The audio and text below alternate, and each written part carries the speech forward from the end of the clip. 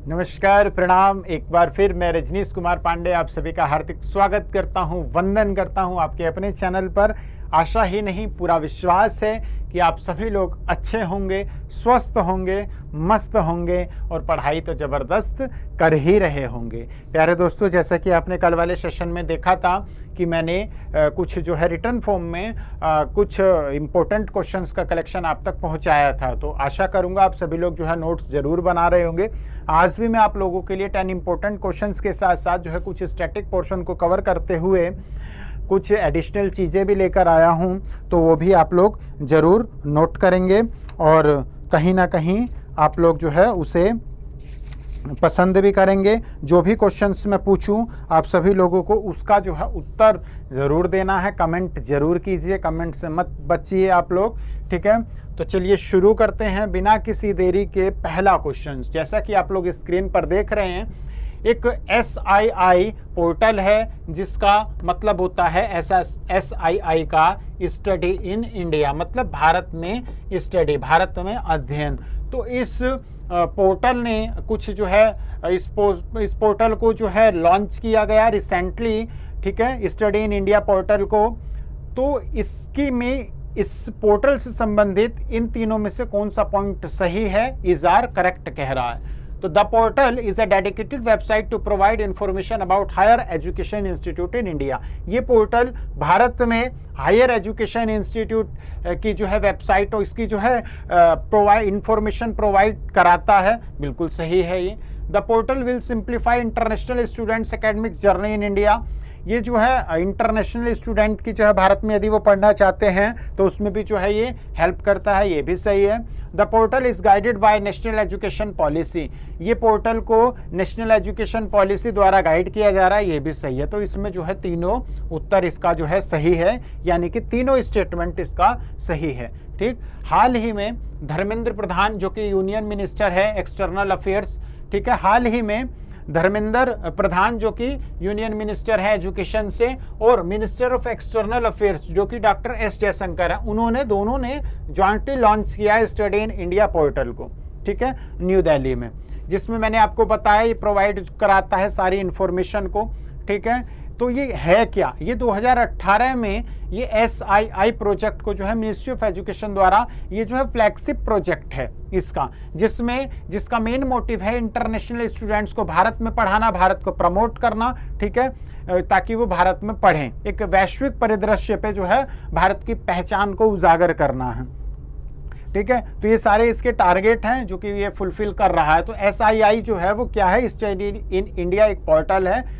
जिसके जो भी इसके पॉइंट्स थे वो मैंने आप लोगों को बताया। नेक्स्ट क्वेश्चन हम लोग देखेंगे, which of the following points is are not correct. Not correct कह रहा है with respect to the recently released Fortune global 500 list of 2023। मतलब जो फॉर्च्यून ग्लोबल 500 लिस्ट आती है जो 2023 में जारी हुआ है, जिसमें वैश्विक परिदृश्य पे कौन सी कंपनी जो है बड़ा है, टॉप पे है, वो 500 लिस्ट आती है, उसमें भारत में कौन कौन सी है, इस लिस्ट के बारे में हम लोग कुछ चीजें पढ़ेंगे। ये कह रहा है कि कौन सा स्टेटमेंट सही नहीं है, तो ये बहुत इंपॉर्टेंट पॉइंट होने वाला है। हाल ही में फॉर्च्यून ग्लोबल 500 लिस्ट जारी हुई है 2023 में, उस लिस्ट के अकॉर्डिंग क्या एप्पल टॉप पे है लगातार 10वीं साल? नहीं, अमेरिका की वॉलमार्ट कंपनी है, ठीक है, वो टॉप पे है, वो है टॉप पोजीशन पे। तो ये वाला स्टेटमेंट तो गलत हो गया और ये कह रहा है is are not correct. Reliance Industries has been ranked 88th in the list, बिल्कुल सही है।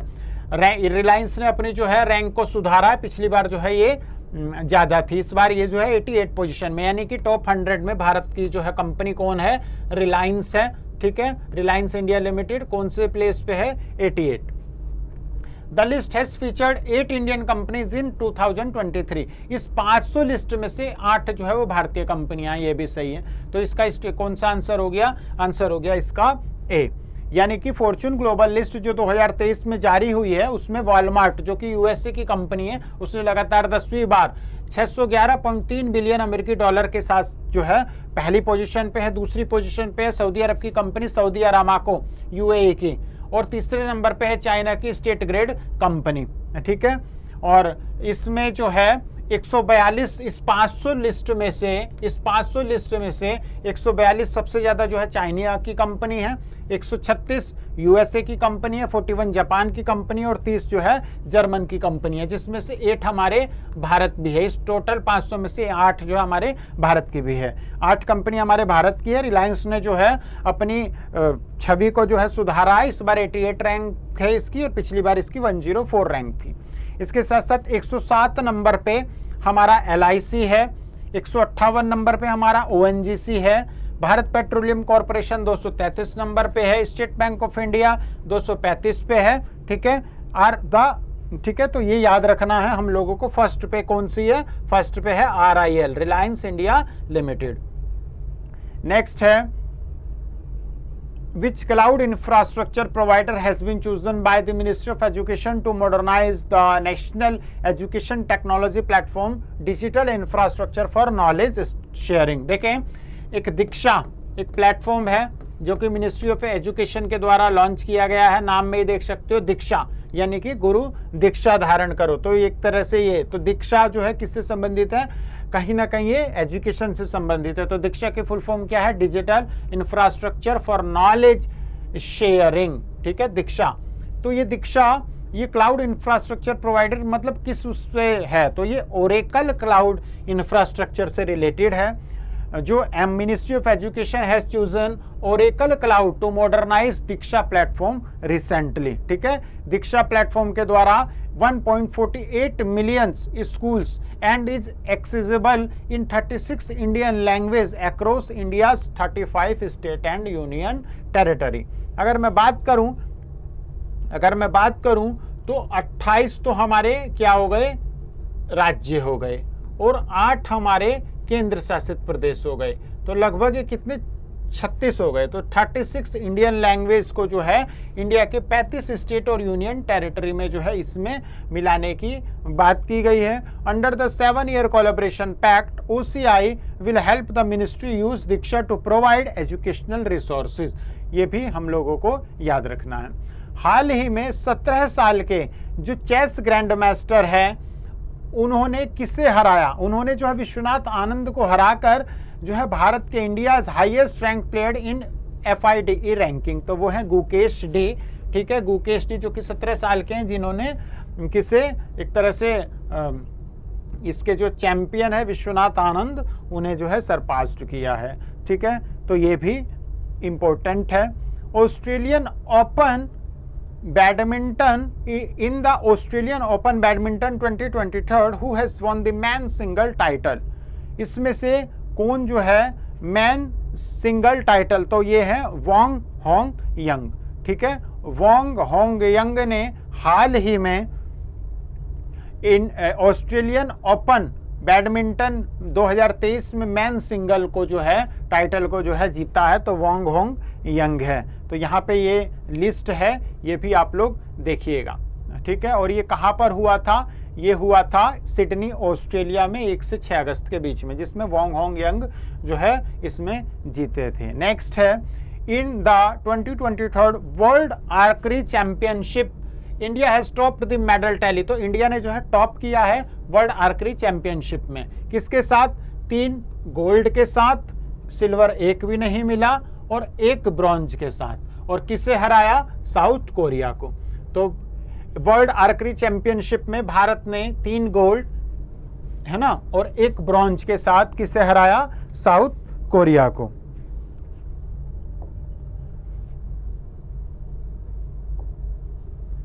अब इसके बारे में भी थोड़ा सा देखेंगे। Recently New Space India Limited the commercial arm of ISRO, जो कि कॉमर्शियल आर्म है इसरो की, क्या? New Space India Limited NSIL has transferred the Indian mini satellite 1 bus technology to Alpha Design Technology Private Limited which organisation developed IMS satellite. मतलब किस शाखा ने, किस ऑर्गेनाइजेशन ने IMS 1 यानी कि इंडियन मिनी सैटेलाइट 1 को जो कि सैटेलाइट बस है लॉन्च किया है? किसने डेवलप किया? तो UR राव सैटेलाइट सेंटर ने इसे जो है डेवलप किया है, UR राव ने। IMS 1 सैटेलाइट बस क्या है? ये UR Rao satellite centre Bengaluru की जो है एक स्मॉल सैटेलाइट प्लेटफॉर्म है जिसने जो है इसे डिज़ाइन किया है। किसने? UR राव सैटेलाइट सेंटर ने। ठीक है, तो ये भी कहीं ना कहीं साइंस एंड टेक्नोलॉजी के पॉइंट ऑफ व्यू से इम्पोर्टेंट है। दो चंद लाइनें आप लोगों के लिए, ताकि आप लोगों का ऊर्जा जोश, ठीक है, बरकरार रहे। प्यारे बच्चों देखिए, हमारे जीवन में जब समस्या आती है तो वो बिना किसी कारण के नहीं आती, कहीं ना कहीं वो एक इशारा करती है कि हमारे जीवन में कुछ बदलाव होने वाला है। देखिए, जब हम परेशान होते हैं तो कहीं ना कहीं बहुत सारे लोग हमें ढांढस देते हैं, दिलासा देते हैं, तो लेकिन कहीं ना कहीं फाइनली अपने आप को हमें ही संभालना होता है, डिसीजन हमारा ही होता है। जो भी हम अपनी लाइफ को लेकर रहते हैं, तो अपनी केयर स्वयं करना शुरू करें। जब भी जीवन में समस्या आएगी, उसे प्रकृति, उसे ईश्वर द्वारा दिया गया एक इशारा समझना कि आपके जीवन में कुछ बदलाव होने वाला है, कुछ बड़ा अच्छा होने वाला है, तो उससे घबराना नहीं है। जीवन जब तक है तब तक समस्या आएंगी, समस्या उसी दिन खत्म होगी जब हम खत्म होंगे। तो जब तक हम नहीं खत्म होंगे तब तक समस्या आती रहेगी। तो इससे जो है हमें इसे हमें सुलझाना है, उलझाना नहीं है। हम लोग क्या करते हैं, हम लोग सुलझते नहीं हैं, हम लोग इसमें जो है उलझ जाते हैं और फिर कहीं ना कहीं हम लोग अपने टारगेट से दूर होने लगते हैं। तो इन सारी चीज़ों से घबराना नहीं है। प्यारे दोस्तों, एक चीज़ हमेशा याद रखिएगा, जो हमारे फादर हैं, जो हमारे पिताजी हैं, उनकी नसीहतें और हमारे जो घर की मुसीबतें हैं, यदि वो हमें याद है ना, तो हम गलत रास्ते पर कभी नहीं चल सकते। हमारा लक्ष्य जो भी हमने चुना है, जो भी हमने अपने आप को कुछ करने की ठानी है, यदि हम उससे भटकाव तभी होगा जब हमें हमारे पिता द्वारा दी गई नसीहतें या जो हमारे घर की प्रॉब्लम्स है वो हम भूलेंगे तब। और यदि हम अपने घर की प्रॉब्लम्स को भूल रहे हैं तो कहीं ना कहीं हम अपनी फैमिली को इग्नोर कर रहे हैं। इसलिए इन सारी चीज़ों से डरना नहीं है, ठीक है, भटकाव नहीं होना है। एक बार जो ठान लिया, रणभूमि में यदि आ गए हैं तो अब या तो मरेंगे या मारेंगे। कहने का मतलब है कि अब जो है या तो जीतेंगे और हारेंगे, लेकिन अंत तक जीतने की कोशिश करेंगे, ठीक है। और हम लोग जब कोशिश करेंगे तो कोशिश करने वालों की हार कभी नहीं होती है। तो ये चीज़ हमें याद रखना है, ठीक है। मोटिवेशन को बनाए रखना है, अपने आप को खूब उत्साह में रखना है, ताकि हम लोग कुछ जीवन में अच्छा कर पाएं। Next question, recently the government of India has appointed Sanjay Kumar Agrawal as the chairman of CBIC मतलब central board of indirect taxes and custom के जो चेयरमैन है वो संजय कुमार अग्रवाल है। तो ये किसकी जगह पर बने हैं, इनसे पहले कौन थे? तो इनसे पहले बहुत ही फेमस नाम है, फेमस पर्सनालिटी है, विवेक जौहरी, ठीक है। विवेक जौहरी की जगह कौन बने हैं? संजय कुमार अग्रवाल। किसके? CBIC यानी कि central board of indirect taxes and custom के चेयरमैन, ठीक है, जो कि किसका पार्ट है?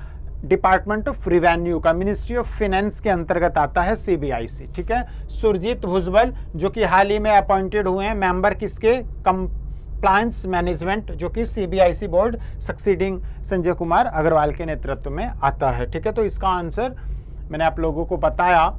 इसके बाद और देखेंगे, to develop AI for the shipbuilding and defence sectors the Indian Institute of Science Bengaluru has signed a memorandum of understanding with which of the following defence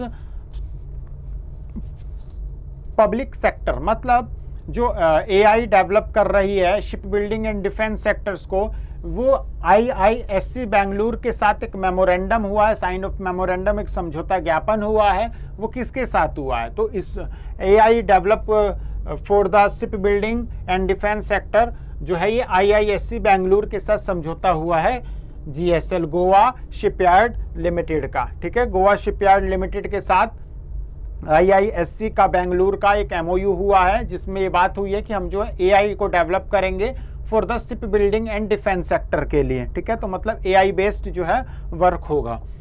next है, what is the unemployment rate of India in July 2023? देखिए इस बार जो है unemployment rate है 7.95, यानी कि ये जो है क्या है, ये घटा है, ठीक है। यानी कि ये जो भारत में बेरोजगारी की जो दर है जुलाई 2023 में ये है 7.95%। अब देखें इसमें कारण भी है, क्योंकि ये वाला जो एरिया रहता है, ये वाला जो टाइम रहता है, ये मॉनसून का रहता है, तो इसमें जो है काफ़ी सारी प्रॉब्लम्स भी जो है आती है। 8.45%, 8.45% था जून 2023 में, अब ये हुआ है 7.95%। ठीक है, डाटा ये शो कर रहा है कि जो श्रम विभाग है रूरल एरिया में वो डिक्लाइन बाय 5 मिलियन, मतलब 50 लाख लोगों जो है इससे उभर कर आए हैं। ठीक है, रूरल एम्प्लॉयमेंट, अनएम्प्लॉयमेंट, बेरोजगारी दर की बात करें, ठीक है, ग्रामीण क्षेत्रों में तो वो 7.89 है और अर्बन क्षेत्रों में 8.06 है। और अगर एवरेज दोनों में देखा जाए तो वो कितना है, तो वो है प्यारे बच्चों 7.95%। ठीक है, कितना है 7.95%। तो ये कुछ इंपॉर्टेंट क्वेश्चंस थे आप लोगों के लिए। एक चीज कुछ एडिशनल और देखेंगे, हाल ही में एक्सरसाइज यानी कि अभ्यास जायद तलवार एक्सरसाइज, जायद तलवार एक्सरसाइज हाल ही में किन दो देशों के बीच में आयोजित की गई, तो वो की गई इंडिया और यूएई, यानी कि भारत और संयुक्त अरब अमीरात, इन दोनों के बीच में जायद तलवार एक्सरसाइज अभ्यास को जो है वो किया गया। मैंने आप लोगों को कल भी बताया था, हर घर तिरंगा अभियान जो है 13 से 15 अगस्त के बीच में मनाया गया। इसमें हर घरों पे, हर घर की जो सबसे ऊंची छत है उस पे जो है भारत का तिरंगा लहराया गया सम्मान पूर्वक।